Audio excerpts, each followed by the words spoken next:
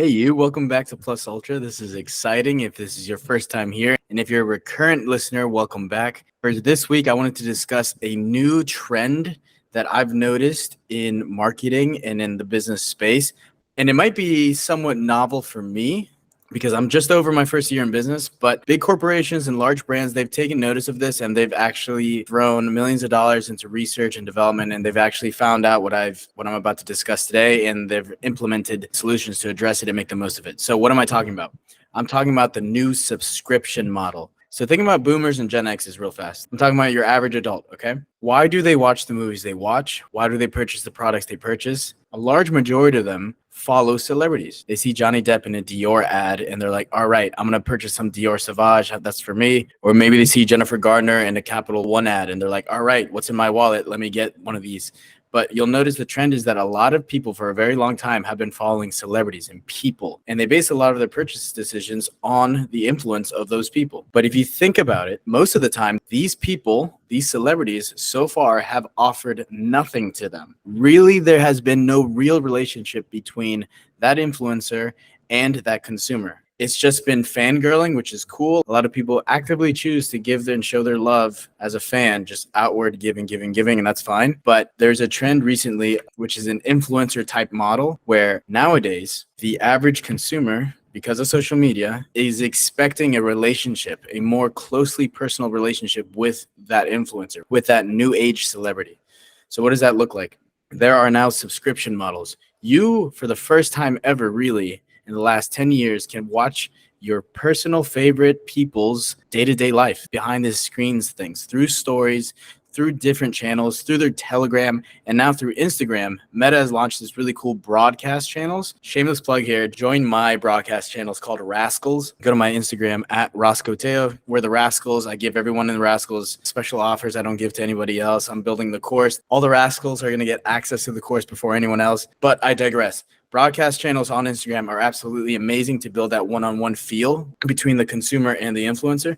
So what this does, though, it gives an opportunity for brands and businesses to make a lot more money. But as we've discussed in previous episodes, money doesn't exist in a vacuum. The more value you provide to the market or to people, the more money you're going to make. So think about it. What has Cameron Diaz done for you? What has Jason Statham given you? These people are amazing actors and amazing celebrities, I understand, but they're not giving you any value personally to you. So with the new model, you can subscribe to influencers and get their offers firsthand from them. So if you really want to get ahead of this trend, you need to understand the power of monetizing yourself and really building that relationship between yourself as a brand and your customer base. There's a brilliant creator and writer called Dan Koe, Koe, and he talks on his podcast, the Koecast, about this very topic. He really emphasized the importance of monetizing yourself. But aside from that, there's a book called Subscribed by Tien Zhu. I have not yet read it, but I know that the summary of it. But basically, the main message of that book is that successful businesses should prioritize building long-term relationships with customers through subscription offerings rather than focusing solely on one-time transactions. This shift enables companies to establish recurring revenue streams, foster customer loyalty, and drive sustainable growth. So the book basically emphasizes the importance of understanding customer needs and providing personalized experiences through subscriptions. So with this new influencer model, encourages businesses to shift their focus from selling products to solving customer problems. It's a more personalized shift, but by doing this, you'll leverage data and analytics so that you as a brand can tailor your subscription offerings to meet individual preferences. That'll lead to increased customer satisfaction and reduced churn rates. The cool thing is that your clients are going to face just about the same kind of problems, maybe a little variance here. So rather than just doing a one and done, you can have all these different subscription offering and you can tailor it to them. And that'll actually not only make the offer stronger for them, it'll make the relationship stronger between you guys. They'll come back for more and you'll have more revenue streams rather than a one and done. Furthermore, in the book, two highlights the transformational power of subscription models because they enable companies to adapt and innovate more effectively. By maintaining an ongoing relationship with customers, businesses can gather feedback, iterate on their offerings, and introduce new features or services in response to changing market demands. Ultimately, the book Subscribed emphasizes that in today's interconnected world, successful businesses need to move beyond the transactional mindset and embrace subscription-based models to create lasting value for both customers and the organization itself. If you're not growing, you're dying. This shift to an influencer type subscription model will develop recurring revenue streams for you. You will shift from a reliance on one-time transactions to a focus on recurring revenue. You need to establish multiple subscription tiers or options to cater to different customer segments and maximize revenue potential. You also want to continually explore ways to increase the lifetime value of each subscriber. This is the beautiful thing about capitalism. There's always iterations. Offers keep improving. The businesses from days past merit respect, but what's really cool is that as businesses address consumer problems, new problems arise, and the businesses that win are the ones that adapt and develop new offers, new solutions, and then the customer builds, and when they win, they face new problems, and then the businesses adapts again and gives new solutions. What's really cool is that that's done at a micro level, business to consumer, but at a macro level, the whole world improves. As capitalism expands, it goes through a series of versioning, right? So it gets better and better and better because there's more and different forms of value being provided. So the society now is seeing offers that would have blown the minds of people in the same industry 50 years ago or even 20 years ago. All these offers are getting much better because they have to. If you really want to compete, you need to deliver even more. So with that in mind, the subscription model is giving the customer an actual personalized experience, and it is forcing the businesses and brands to develop themselves even more. Now, I can hear business owners in the back thinking, okay, this is not scalable though. I can't have so many personalized touch points and everything.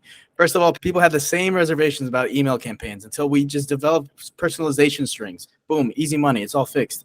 And as I had mentioned before, yes, each client will have a personal problem, but if you really think about it, if you're niche down, then your clients cannot possibly all have completely different problems. They're all going to be related in some way. So if you create new offerings that address those umbrellas for each of them, then you will cast a wide enough net where you will address their issues.